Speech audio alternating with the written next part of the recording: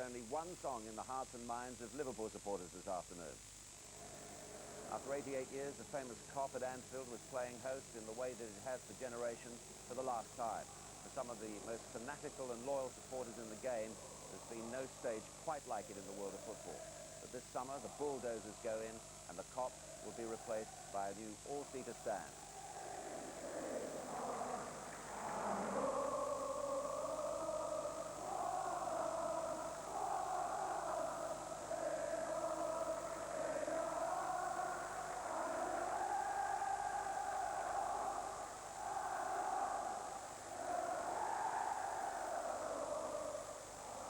An emotional day then at Anfield, and our top game is Liverpool against Norwich City.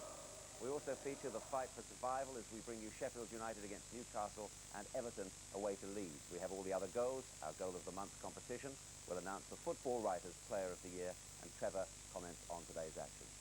First of all then to Anfield, Liverpool's last match in front of the famous Kop, Norwich City the visitors, and John Moxon the commentator. It's a carnival atmosphere on the Kop for the pre-match celebration as the Liverpool supporters there wait to welcome some of their old favourites. One of Liverpool's greatest ever players, Billy Liddell, who graced this ground from just after the war to the early 60s. A wonderful character who has got great respect on Merseyside.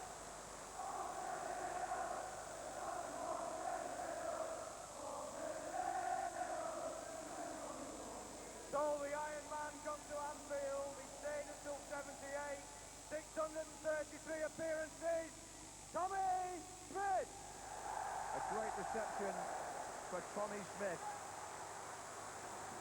Came into the Liverpool team under Bill Shankly as a 17-year-old and played here for 16 years. One of the best and hardest defenders in the business. And a particularly loud welcome from the Kop for Phil Thompson, because he used to stand there as a supporter and later became one of their great favourites as a player. Phil Thompson, an accomplished defender with Liverpool and England. Another generation and more heroes. 77 to 88. A legend to you, Kenny Dalglish.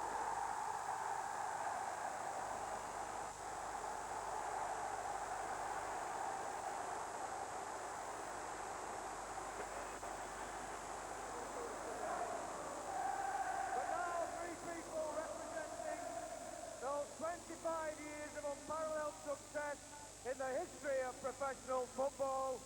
Please welcome to Anfield, as a group, Joe Fagan, Mrs. Jessie Paisley, and Mrs. Nettie Shankly.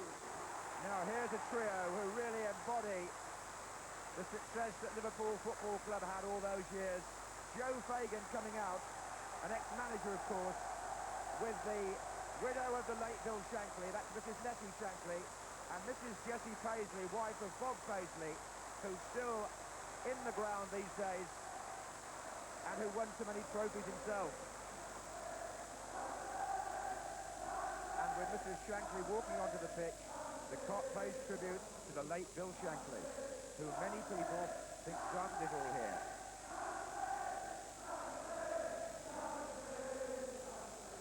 Now the toss-up today is slightly manufactured because Norwich City have agreed that whatever happens, Liverpool will be allowed to attack the top end in the second half. So if John Polston won the toss, he would just choose to kick off. And to nobody's surprise, Liverpool will defend the Kop end in the first half. But here's the team news. Liverpool have brought back Rob Jones at right back and Ronnie Whelan in midfield.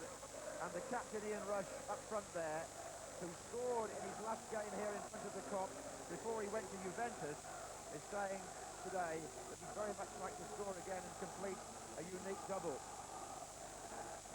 Well, Norwich City have brought some 2,500 fans who are determined to play their part in the occasion.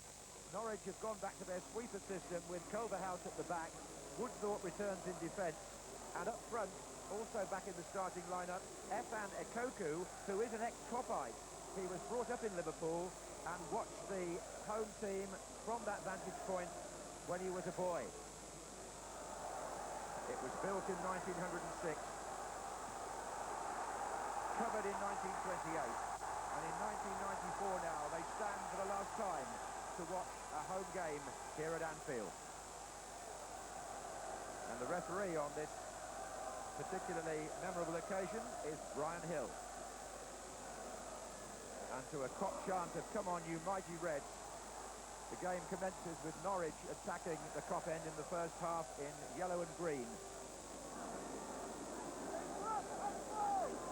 The match may not seem to matter very much in terms of honours or league position, although it has to be said, the higher you finish in the Premiership, the more money you make. Neil Ruddock there with an early touch for Liverpool.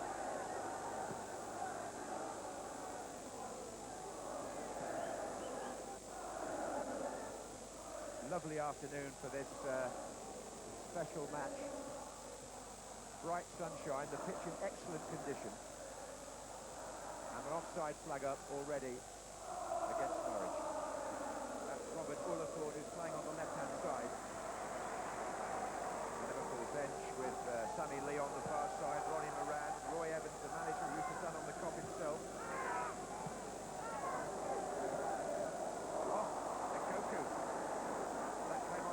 And Sutton's made a threatening one in the centre, joined by Jeremy Goss.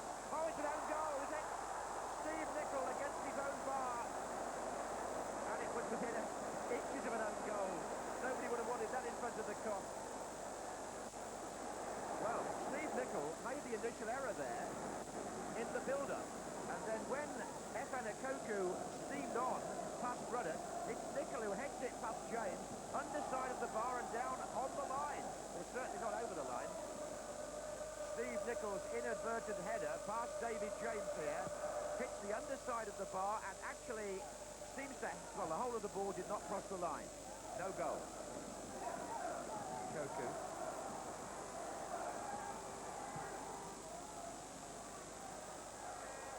Liverpool.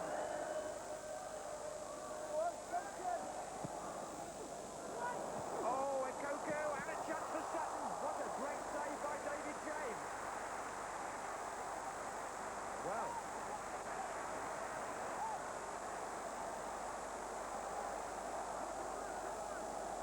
Terrific reaction, that.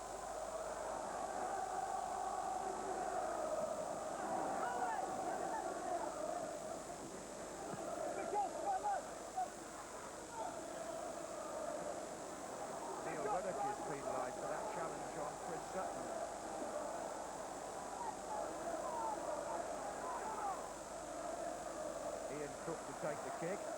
In early, there's the near post ball for Sutton. Goss! It's in! Jeremy Goss, who made a habit of that earlier in the season, has sent the Norwich supporters into a scarf-waving celebration on a day when it's really Liverpool who are stunned there on the Kop, who were expecting to be greeting the goal. Jeremy Goss, in his testimonial year, has scored some goals to remember. Now, what happens here? He gets it on his right foot, fires it through the crowd, and it bends away from David James. So the first goal at the Kop end on this last day is scored by a Norwich player. Good running by Rush, he's onside. It was Neil Ruddock who was coming in on the cross, the centre-back, and he nearly got there. Ian Rush here, again pulling wide. Driven cross was just too strong for Ruddock.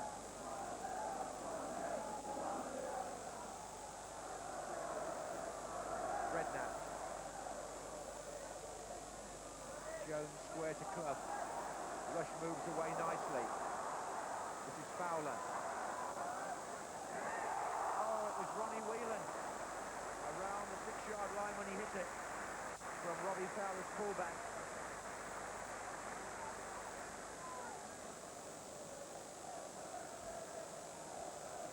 foot, stretching a bit.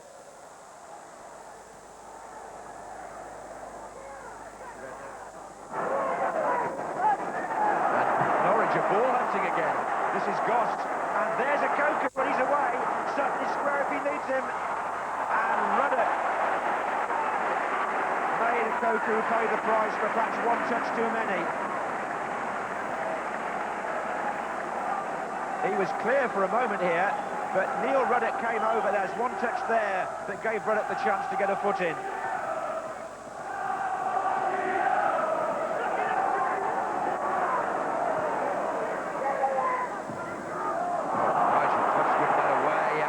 Look at this, it's Chris Sutton in on goal, but pulls his shot right across. And on the Norwich bench, I would have thought they admired the pass from Culverhouse, which set Sutton up.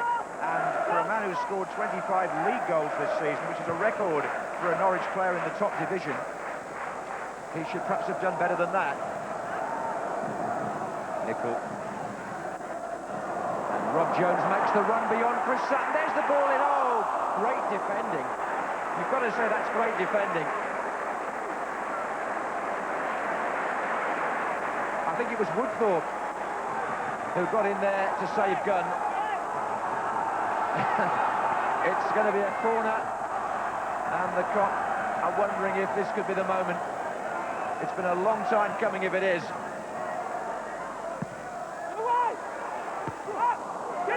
Koku denies them for now. Dix again. Koku is doing some decent defensive work back there. Barnes.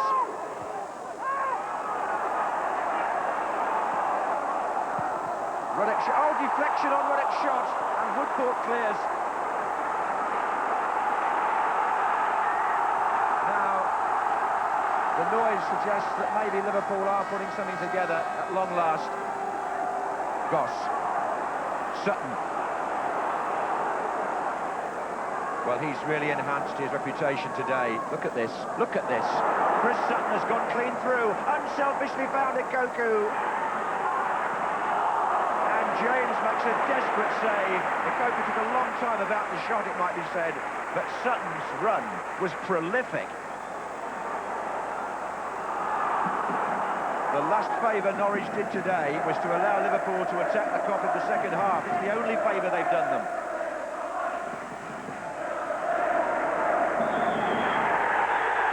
And Liverpool's party falls flat. Norwich City and Chris Sutton, deserved winners here today. It could have been more than 1-0, perhaps should have been. And what was supposed to be an occasion of celebration, and there are those who will stay to try and make it so, certainly didn't work out that way for the Liverpool team. Jeremy Goss's goal settles the match. Norwich played tremendously well, the best I've seen them since they were in Europe earlier in the season. Take nothing away from them. But for the Liverpool supporters, there are a few puzzled faces, because despite the banners and the sense of occasion, the Liverpool team we saw today was a pale shadow of those that have played in front of the Kop in years gone by. Well, I know they'll all be sort of disappointed in going home, and everybody wanted us to win, you know, barring the Norwich people, and we have to appreciate that. They'll be sick, but at the end of the day, I know that they'll have an absolute ball today, and they sang and they cheered, and I just think they're the best in the world. Do you think the occasion got to the team in some ways? Well, that's always a possibility, and we tried not to get involved in too much of it, but there's been a lot of stuff all week and even on the day, but I certainly won't use that as an excuse. And as captain, a final word about the people who stood on the Kop? Well, I said I've been many years, and it's the best standing place in the world. And when I went abroad, everyone was asking what it was like to play in front of the Kop. That's famous international players and everything, and it'll be sad to see it come down. But hopefully next year, the wit and humour will still be there, and hopefully the same amount of noise. Well, it was a historic day, I suppose, but they didn't play very well, did they, Liverpool? No, and Norwich being the visitors, they've had such a bad run, you thought, well, it was nicely set up to get a few goals, and of course, they played well, Norwich, with the sweeper back in, but Liverpool, as you say, just weren't good enough to break them down. You played in front of the Kop a good few times. Yeah, unfortunately, no, I mean, it was always a daunting experience. I remember going there, actually, when they were really flying, Kenny Dalglish and Ian Rush were playing superbly. So Well, we they were really decided... flying for about 20 years. Well, yes, but on this occasion we thought, well, we'll try and play an extra defender. So we played a sweeper. And John Niall was the manager then, whether he knew something, because he went down with bronchitis just before. So we went up without our manager. And I remember after 21 minutes, we happened to be 4-0 down.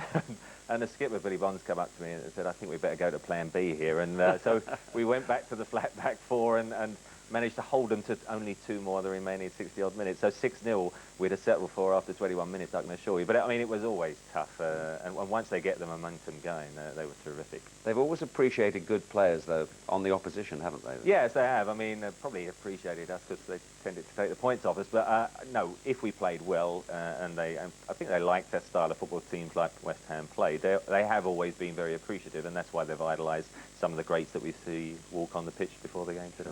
Do you think Liverpool have got the nucleus of a team that can regain glory? No, I think that result today was a reflection on how much work Roy Evans has got to do. I thought the nucleus isn't there, and it's quite a massive task, and I can see them well short of a side that's going to challenge the likes of a Premier side. And I think they're 8th or 9th at the moment, and that's the lowest they've been for about 30 years. And I can't see them just turning it and coming back into contention with what they've got at the moment. Making new music right here